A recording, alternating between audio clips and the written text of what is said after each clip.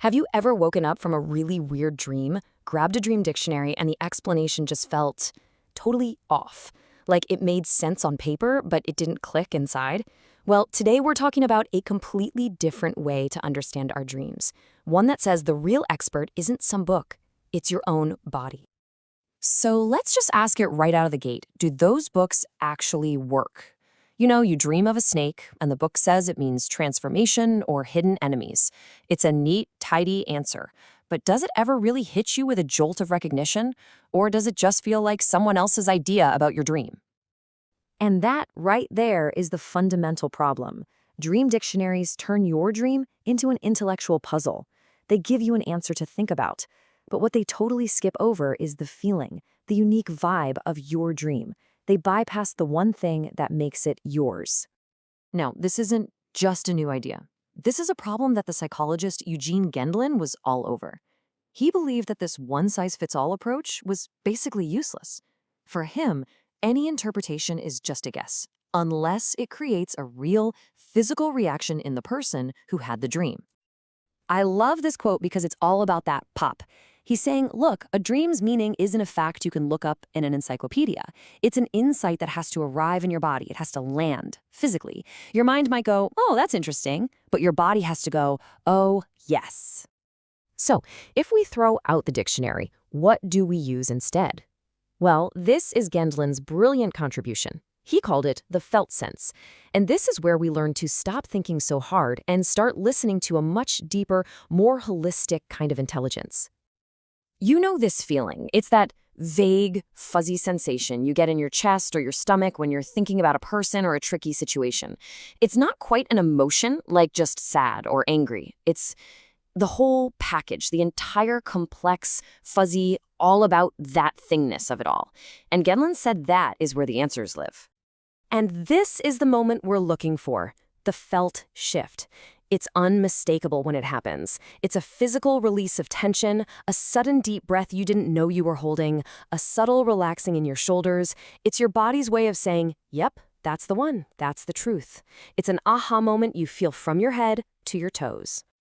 Okay, so how in the world do we actually get this felt shift to happen? Well, Gendlin's method isn't about finding answers. It's about learning to ask your body the right kind of questions, and then having the patience to just sit and listen for the response. Let's make this real. We'll use a classic, simple example from Gendlin's work. So you have this dream. You're on a speeding train, and you get that sinking feeling you forgot your bags on the platform. The old way would be to look up train or baggage. The Gendlin way is totally different. We start with this incredibly simple, grounded question.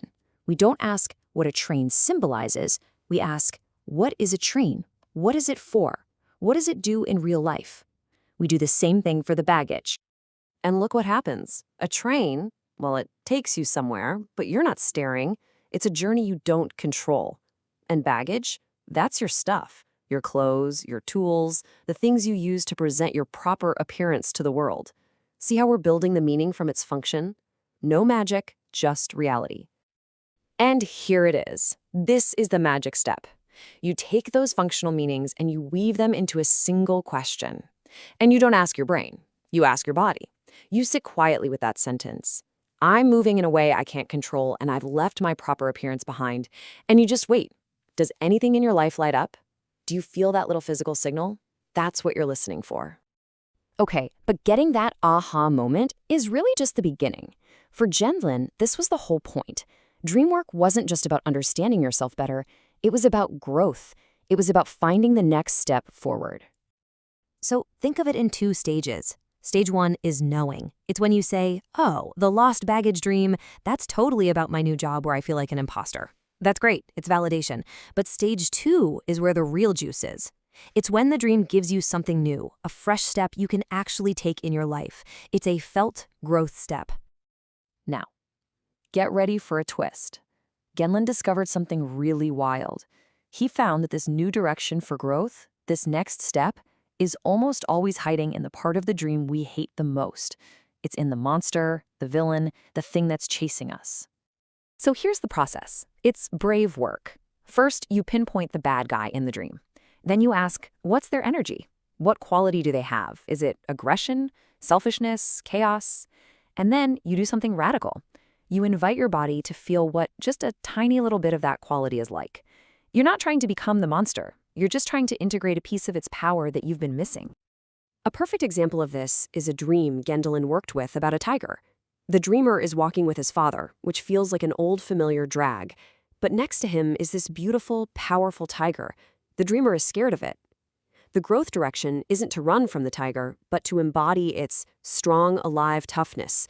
It's a call to leave the old, tired way of being and step into a new kind of vitality. All right, so as we start to land the plane on this incredible method, let's just nail down the main takeaways. This is really a profound shift in how we relate to our own inner world. So here's your cheat sheet. Number 1, your body knows more than any book. Trust it. 2, stay curious. Treat every idea as a question you ask your body. 3, be patient and wait for that physical yes, the felt shift. 4, the goal isn't just to know, it's to grow. Look for that next step. And 5, don't run from the scary parts. That's usually where the gold is hidden. And one final, really important piece of advice from Gendlin. He was adamant about this. You can become an expert on the process, on how to do this work, but you can never, ever be an authority on what someone else's dream means. That belongs to them. It's their private, inner space. Your job is just to help them listen to it. Because in the end, that's what this is all about. It's not about psychoanalyzing yourself or digging up old secrets for the sake of it. The whole point is to move forward. The purpose is your own growth, your own continuing development as a human being. So think about it. Your body sent you a message last night wrapped in the strange language of a dream. It wasn't random noise. It was a creative, intelligent communication from a deeper part of you. The only question left is, are you ready to stop trying to figure it out and start learning how to listen?